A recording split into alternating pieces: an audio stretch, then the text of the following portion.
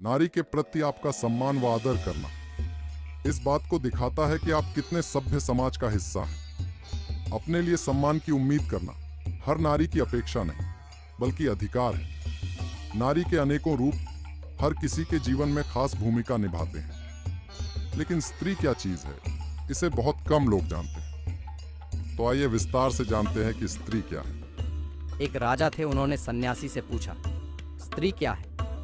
सन्यासी हंस पड़ा और बोला, राजा, स्त्री सब कुछ है। माँ है, बहन है, पतिव्रता है, नीति है, उसमें सब कुछ है। श्रृंगार है, वैराग्य है और नीति भी है, उसमें क्या कुछ नहीं है?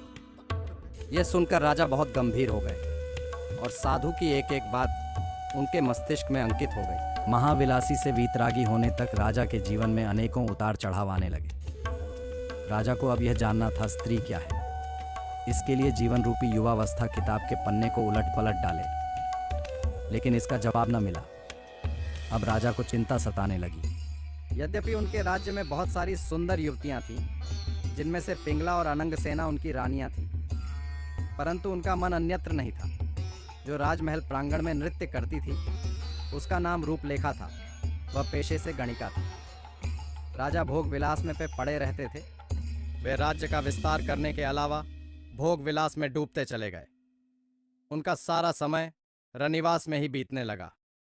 एक से एक सुंदर युवतियों की खोज कराकर अपने महल तक लाते।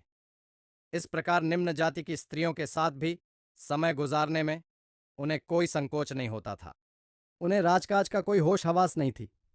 यहाँ तक कि एक दिन ऐसा आया कि उनके छोटे भाई विक्रमादित्य ने आकर उनसे कहा, भैया, अगर आप ऐसा ही करते रहे तो मुझे राजमहल छोड़कर जाना होगा। राजा ने कहा, जाना है तो चले जाओ। क्रोधित होकर विक्रमादित्य ने राज छोड़ दिया और अन्यत्र चले गए। उनके जाने के पश्चात राजा कुछ ज्यादा ही रासलीला में मग्न हो गए। अचानक एक दिन वह अंतपुर में व्यस्त थे। तभी एक आगंतुक ब्राह्मण ने मिलने की गुहार लगाई। राजा ने आकर यथोचित आदर सत्कार कर आशीर्वाद लिया। तत्पश्चात सन्यासी ने अपनी झोली से एक विचित्र फल निकाला और राजा के हाथ में रख दिया। वे बोले, यह एक चमत्कारी फल है। इसे जो मनुष्य खाएगा वह 100 वर्ष की आयु तक जिएगा। यह आयुवर्धक फल है।